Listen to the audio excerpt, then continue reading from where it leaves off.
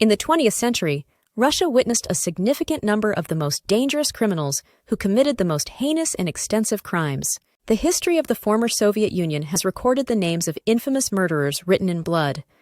One such name is the protagonist of our story today, the Bitsevsky maniac, Alexander Pichushkin, who began his activities after the collapse of the Union. He decided to leave his mark in the annals of crime in the new Russia, but in his own unique way. Alexander Pichushkin was born on April 9, 1974, in the industrial city of Pichushkin, located southwest of the Russian capital Moscow, just a short distance away. He lived there with his mother, half-sister, her husband, and their son in a two-bedroom apartment in a building dating back to the Khrushchev era, situated only 6 feet away from the famous and largest Bitsa Park in Moscow.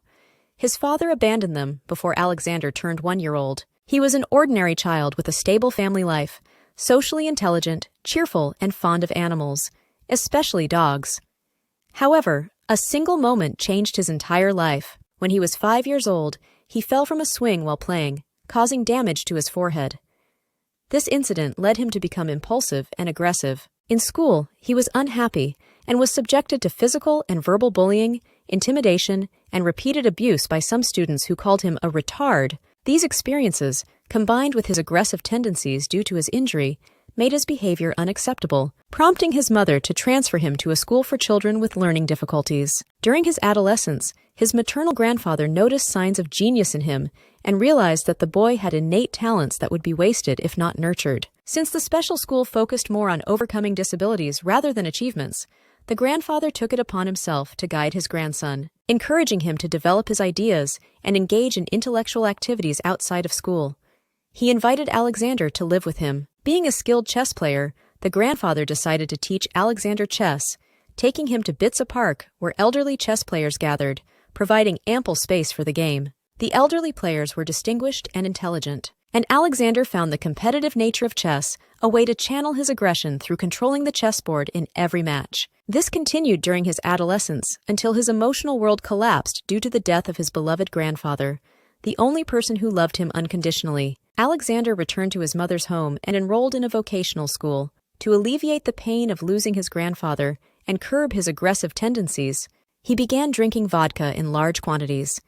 He continued playing chess in Bitsa Park, competing with the elderly players in both chess and drinking. Although unlike them, he could play sober as alcohol didn't affect him. With nothing left to lose, Alexander Pichushkin began nurturing his evil tendencies. He manipulated children, threatening to kill them by pushing them out of windows or from high places, filming their terror and fear to watch repeatedly in his spare time, which made him feel superior and powerful. By the age of 18, these childish pranks no longer satisfied him. He wanted something more intense. In 1992, Moscow witnessed the arrest of one of the most notorious serial killers in modern history, who had killed more than 52 children and young women over 12 years. This killer, known as the Rostov Ripper, Andrei Chikatilo, was executed in 1994.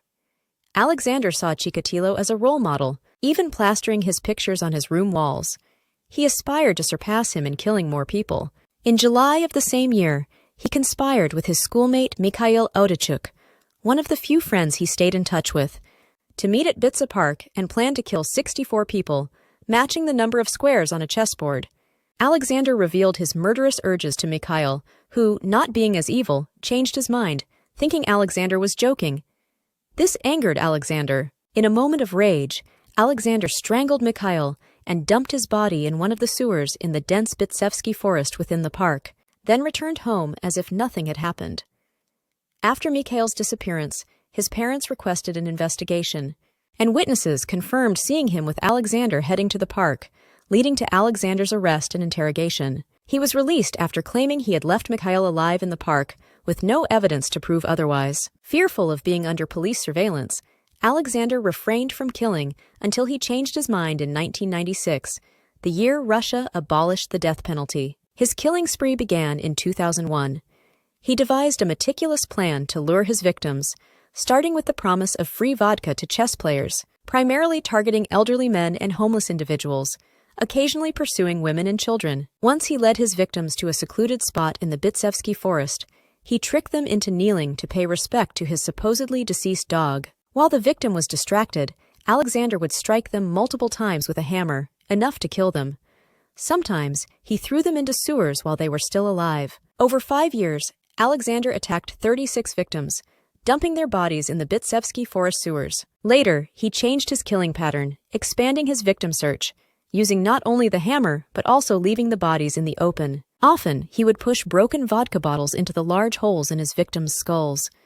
This continued until the discovery of his first exposed body. On October 15, 2005, police found the body of a young woman named Nikolai Forbiev, 31, in the Bitsa forest. She had been killed in a bizarre manner with a vodka bottle embedded in her head. Despite investigations, no leads emerged. A month later, another elderly man's body was found, followed by another a week later. Within 2 months, the body count reached 7, all men. The absence of theft evidence at the crime scenes and the consistent killing pattern made investigators realize they were dealing with a professional and dangerous serial killer. The news spread, causing panic among Moscow residents, prompting authorities to assign the most capable detectives to find the culprit, dubbed the Bitsa Park maniac. Despite no fingerprints or evidence resembling a ghost killer, the only finding from autopsies was the murder weapon, a hammer. However, who would walk around a public park with a hammer in their pocket? The park was surrounded by over 200 police officers in civilian and military attire to monitor any suspicious behavior among visitors. The situation worsened with continued murders. Another woman's body was found, followed by 3 more, all killed similarly. By midsummer 2006, police found the 5th woman's body, 36-year-old Marina Moskalyova, with a metro ticket in her pocket. Finally, a clue.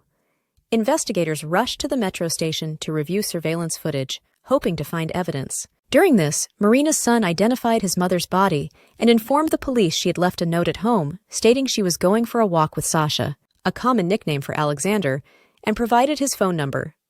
Surveillance footage showed her leaving with Alexander Pichushkin.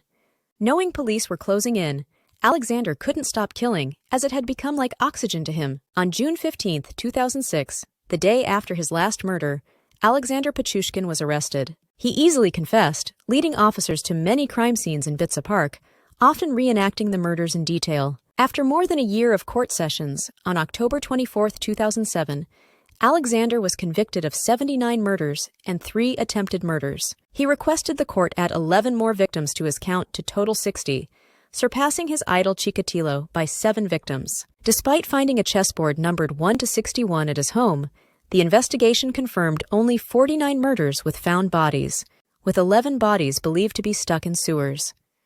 The court sentenced him to life imprisonment, with the first 15 years in solitary confinement. As Russia had abolished the death penalty in 1996, Alexander deemed this punishment unfair, believing 25 years of imprisonment sufficed. In 2008, a Russian tabloid interviewed him to hear his thoughts on life. Alexander expressed no remorse, claiming human life was shorter and cheaper than sausages, living by the motto, "to the grave." He enjoyed killing people he knew personally and felt powerful through his heinous acts. Today, Alexander Pichushkin, whom his 71-year-old mother described as sick and in poor condition, serves his sentence in a solitary cell in the Arctic penal colony. Even the most brutal criminals refuse to share cells with him out of disgust and fear of a treacherous death. And that was our story for today. See you in a new story, friends.